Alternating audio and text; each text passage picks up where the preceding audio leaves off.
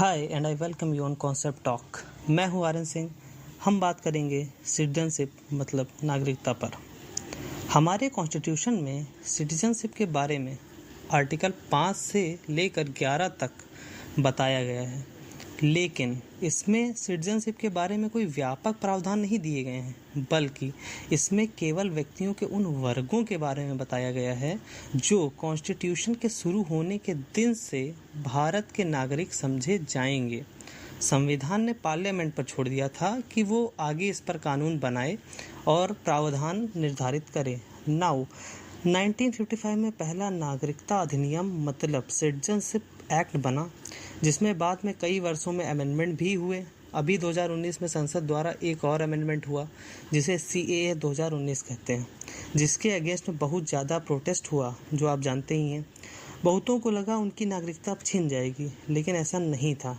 इसीलिए इस टॉपिक को समझना बहुत ज़्यादा ज़रूरी हो जाता है। इसको समझने के लिए मेरे सामने दो बुक्स के रेफरेंस हैं। लेफ्ट साइड वाली सुभाष कश्यप की बुक की इमेज है और राइट साइड वाली डॉक्टर DD बासु की बुक की इमेज है। अब अगर समझे तो सिटीजनशिप एक राइट है जो हमें विदेशियों से अलग करता है और अपने देश से जोड़ता है। नागरिकता जहां अधिकार दिलाती है वहीं दायित्व भी देती है। जैसा कि बुक में ही लिखा है, citizenship brings certain rights, duties, privileges and obligations that do not belong to aliens. मतलब नागरिकता दायित्व, अधिकार, कर्तव्य और विशेषाधिकार प्रदान करती है। ये विदेशियों को प्राप्त नहीं होते हैं, जिसका सीधा सा मतलब है कि नागरिकता ये स्टेटस है और ये स्टेटस जिसको भी मिलता है उसको सबसे ज़्यादा अधिकार उस देश में प्राप्त होते हैं। हमारे कॉन्स्टिट्यूशन के पार्ट 3 में आर्टिकल 12 से 35 तक फंडामेंटल राइट्स मतलब मौलिक अधिकार को डिस्क्राइब किया गया है, जिसमें से कुछ केवल भारत के नागरिकों को ही प्राप्त हैं, जैसे आर्टिकल 15 जो रिजर्वेशन के बारे में, आर्टिकल 16 जॉब्स एंड एम्प्लॉयमेंट के बारे में, article 19 right to freedom ETC। कुछ फंडामेंटल राइट्स नागरिकों के साथ विदेशियों को भी प्राप्त होते हैं, जैसे article 14 right to equality, article 21 right to protection of life ETC। अगर हम ब्रीफली समझें तो नागरिकता हमें विदेशियों से अलग करती है, अधिकार प्रदान करती है और साथ ही साथ ड्यूटीज़ भी देती है, जैसे टैक्स पे करना, राष्ट्र की रक्षा करना, लोकतंत्र को सफल बनाने के लिए वोटिंग करना, इसी तरह के और कर्तव्य और दायित्व। अब सबसे बड़ा क्वेश्चन यही उठता है कि ये कैसे डिसाइड हुआ कि स्वतंत्र भारत का नागरिक कौन होगा। कोई विदेशी अगर भारत का नागरिक बनना चाहे तो कैसे बन सकता है? क्या कोई व्यक्ति भारत के साथ अन्य देश की भी नागरिकता ले सकता है? इसी तरह के और क्वेश्चंस। कुछ का आंसर हमारे कॉन्स्टिट्यूशन ने दिया है, जबकि अन्य का संसद द्वारा नागरिकता अधिनियम बनाकर दिया गया, जिसमें अमेंडमेंट टाइम टाइम पर होते रहते हैं और हुए भी हैं। सब के बारे में अब हम विस्तार से समझेंगे और सारे क्वेश्चंस के आंसर खुद ढूंढेंगे। लेकिन उससे पहले हम समझते हैं कि सिटीजन्स के अलावा कौन कौन से लोग एग्जिस्ट कर सकते हैं। सिटीजन्स के अलावा फॉरेनर ही होते हैं, लेकिन वो भी 3 तरह के होते हैं। पहले लीगल फॉरेनर्स, वो फॉरेनर्स जो वीज़ा लेके भारत आए हुए हैं, या कोई वर्क परमिट है, या उनके पास डॉक्यूमेंट्स हैं ETC। जैसे अभी आपने करंट की न्यूज़ सुनी होगी कि अब H1B वीज़ा जो इंडियंस को दिया जाता है अमेरिका में रहने के लिए, वह US में ही रिन्यू हो जाएगा। तो वह अगर कोई विदेशी फुल डॉक्यूमेंट्स के साथ भारत में है तो उसे लीगल फॉरेनर कहेंगे। दूसरे होते हैं इनलीगल फॉरेनर्स, जिनके पास कोई डॉक्यूमेंट नहीं है, वे अवैध तरीके से भारत में आ गए हैं, या जब वे आए तो उनके पास डॉक्यूमेंट थे लेकिन अब भारत में रहते हुए उसकी टाइम लिमिट ख़त्म हो गई है और वो विदेश जाना नहीं चाहता, या वो लोग इनलीगल माइग्रेंट हैं। तो ऐसे टाइप के फॉरेनर्स को इनलीगल फॉरेनर्स कहते हैं। तीसरे होते हैं रिफ्यूजीज़, अर्थात जो शरणार्थी होते हैं, दूसरे देश से भाग कर आते हैं और जिस देश में आते हैं वहाँ की सरकार से गुहार लगाते हैं कि उन्हें रिफ्यूजीज़ बना लिया जाए। एक प्रकार के लोग और होते हैं जिन्हें राज्यविहीन या स्टेटलेस कहते हैं, जिन्हें किसी भी देश की नागरिकता प्राप्त नहीं होती है। अब हम आते हैं आर्टिकल 5 पर।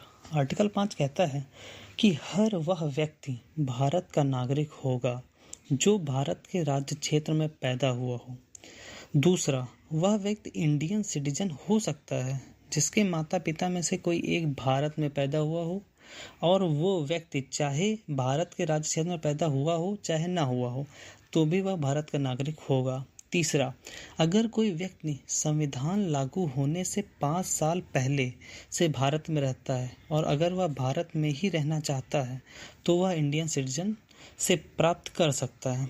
ये तीनों पॉइंट तभी लागू होते हैं जब व्यक्ति का अधिवास भारत में हो, अर्थात वह इंडिपेंडेंस के समय भारत में निवास करता हो। तो ये था आर्टिकल 5। आर्टिकल 6 कहता है कि पाकिस्तान से भारत में आया कोई व्यक्ति, वो चाहे ईस्ट पाकिस्तान से आया हो या वेस्ट पाकिस्तान से, क्योंकि उस समय बांग्लादेश ईस्ट पाकिस्तान था, तो पाकिस्तान से आया हर व्यक्ति भारत का नागरिक होगा यदि उसके माता पिता या दादा दादी में से कोई 1935 के गवर्नमेंट ऑफ इंडिया एक्ट के अनुसार डिस्क्राइब इंडिया में जन्मा हो या वह 19/7/1948, ये डेट बहुत इंपॉर्टेंट है, इसको याद कर लीजिएगा, 19/7/1948 से पहले भारत में रहने आ गया हो, या अगर वह व्यक्ति 19/7/1948 को या उसके बाद भारत आता है तो उसे रजिस्ट्रेशन करवाना पड़ेगा, जिसके लिए उसे अप्लाई करने की डेट से 6 महीने पहले से भारत में रहना होगा। मतलब वो जिस डेट को अप्लाई कर रहा है उसे पहले उस डेट से 6 महीने पहले भारत में रहना होगा, उसके बाद वो अप्लाई करे तो पाकिस्तान से आए व्यक्ति को नागरिकता इस आधार पर मिल सकती थी, जिसको आर्टिकल 6 में डिस्क्राइब किया गया है। नाउ आर्टिकल 7 कहता है कि अगर कोई व्यक्ति भारत से पाकिस्तान 1 मार्च 1947 को बसने के उद्देश्य से चला गया था लेकिन पुनः वह भारत वापस आता है भारत का नागरिक बनने, तो उसे आर्टिकल 6 के बताए अनुसार रजिस्ट्रेशन करवाना पड़ेगा। इसका सीधा सा मतलब समझते हैं। मान लीजिए कोई व्यक्ति भारत से पाकिस्तान गया वहाँ का नागरिक बनने पार्टीशन के बाद, लेकिन किसी कारणवश उसे वहाँ की परिस्थितियाँ ठीक नहीं लगी तो वो फिर से भारत वापस आ गया भारत में बसने के लिए।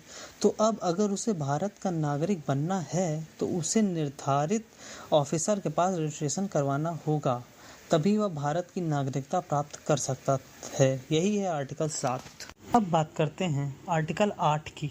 अगर कोई विदेशी जो भारतीय मूल का है, मतलब वह या उसके माता पिता या उसके दादा दादी गवर्नमेंट ऑफ इंडिया एक्ट 1935 के द्वारा निर्धारित भारत में पैदा हुए थे, तो उसे अब अर्थात स्वतंत्रता के बाद भारत का नागरिक बनने के लिए रजिस्ट्रेशन अर्थात पंजीकरण करवाना होगा।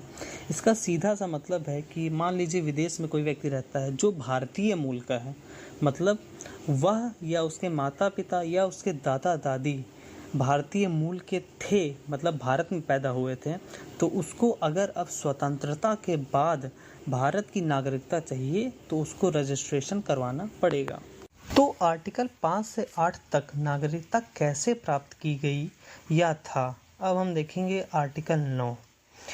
आर्टिकल 9 है डुअल सिटीजनशिप के बारे में। भारत डुअल सिटीजनशिप की इजाज़त नहीं देता, अर्थात अगर कोई व्यक्ति जो भारत का नागरिक है वो अगर किसी दूसरे देश की नागरिकता ग्रहण करता है तो उसकी भारत की नागरिकता तुरंत समाप्त कर दी जाएगी।